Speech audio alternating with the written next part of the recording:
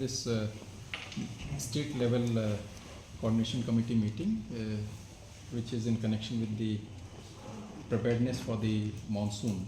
As all of us are aware, the normal date for setting up the monsoon in the state is the first week of June.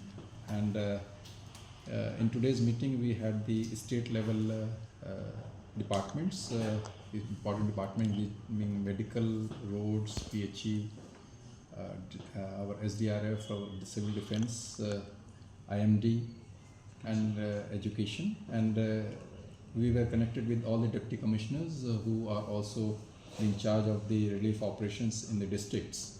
So main point of discussions and the directions were like how well we are prepared in terms of the emergency response activities.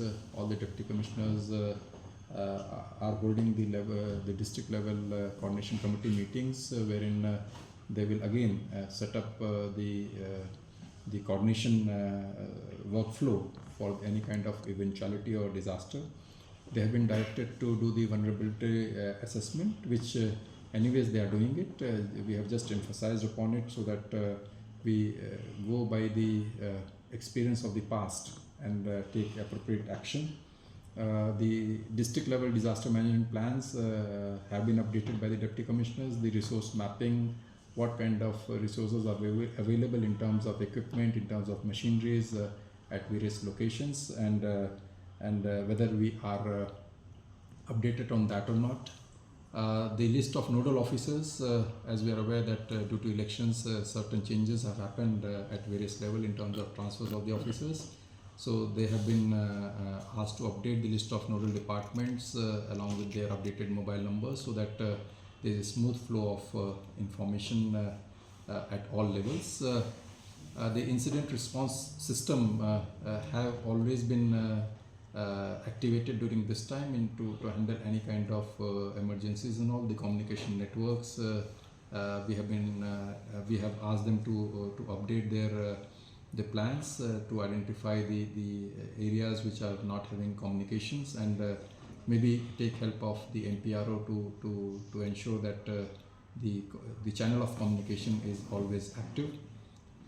Control rooms, the deputy commissioners have set apart from the control room, the state level control room we have, and they have been directed to activate it 24/7 at least till the time the monsoons are there, maybe till the month of September and October. So these were the points. We are well prepared in terms of the upcoming monsoon season, and as far as relief operations are concerned, there has always been a practice that we place the funds in advance with the deputy commissioners to handle any kind of eventuality. This year also we have done the same. Almost around 20 crores of rupees has been placed with the deputy commissioners to handle any kind of eventuality. And I would like to highlight one more thing, that as reviewed by the Honorable Chief Minister at the state level disaster management authority level meeting, we have observed that there were certain bottlenecks in terms of release of the funds to the beneficiaries at a shortest possible time, and that has not been taken care of in terms of delegation of certain powers to the deputy commissioners. And I'm very happy to inform you that in the last one or two events wherein the cyclonic damage has been done, we were in a position to transfer the money into the accounts of the beneficiaries within 24 to 48 hours, which is a great relief to the public, and we have been taking care of their immediate requirement in terms of the repairing of the houses and other relief aspects which are as per the norms from the Government of India. See, we had the officers of the IMD also. These pre-monsoons rains are quite common this part of the country, and as per the assessment, this is likely to happen for next 1 week or so. There might be some gaps in between, and the monsoon as per them is all set to be on time somewhere in the first week of June. As per the current assessment, the monsoon is expected to be normal and above normal, so we can expect sufficient rainfall this rainy season. And the damage which you are talking about, those were more of the category of the disturbances in terms of cyclonic disturbances and all.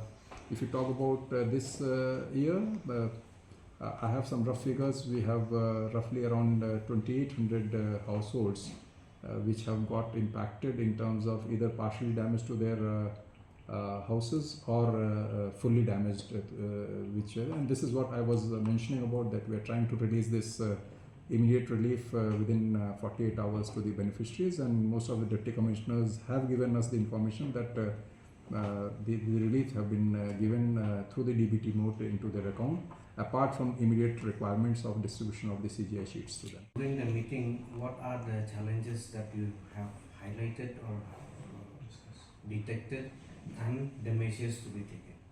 See, this meeting was specific towards the natural calamities, because this is what we are anticipating, whether it may be in terms of some flash floods or in terms of cyclonic activities, in terms of high rainfall in certain areas, in terms of landslides in certain areas, or in terms of falling of the trees which are resultant of incessant weathers and rainfalls and all.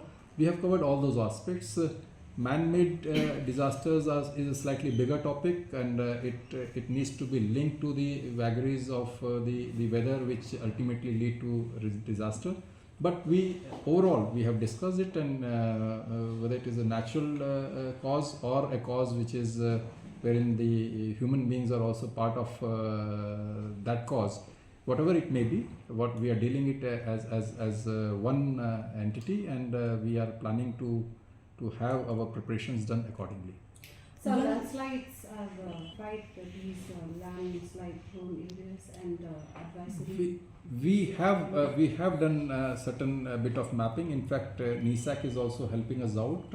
We have recently got certain data regarding the vulnerability mapping of the landslide as such, but that is more on the basis of the past experience, and we have been sharing this with the deputy commissioners so that they can be slightly more aware of the probable areas where these kinds of landslides happen. But as we are aware, the topography of the state is so that we can't very pinpointedly predict that the landslide might happen at this location or that location, and that's where I believe the preparedness which we have been discussing comes into picture. Among the districts, which is more vulnerable to disaster? All of them, I'll say. We are slightly doing more detailed analysis of the more urbanized or populated area like Shillong. So the hazard mapping or the risk mapping of the Shillong, we are doing it slightly more in a detailed manner, only because of the reason that we have high density of population, and if any such eventuality happen, the population affected is big in number as compared to the other places which are sparsely populated. Urban areas, and we have experience in the past, like for example Shillong, we have experienced in the past about certain flash floods in Meghalaya and all, and the municipal authorities have been told to look into this aspect wherever it falls into their area. In other areas, I believe the concerned local authorities are taking, we have requested through the deputy commissioners also, and otherwise also, to take care of the clogging of the drainages, so that they are cleaned in time and they don't eventually lead to flooding of certain areas. Depending on the requirement and the size of the district. And it's part with state government, under which person or straight with the deputy commissioners? It is straight with the deputy commissioners, and they can draw this money for handling any kind of eventuality. No, since 20 crores is for all districts, so we have to know like each district how much. Oh, that figures I have to give it to you. Then after this meeting, I'll give it to you. Don't worry.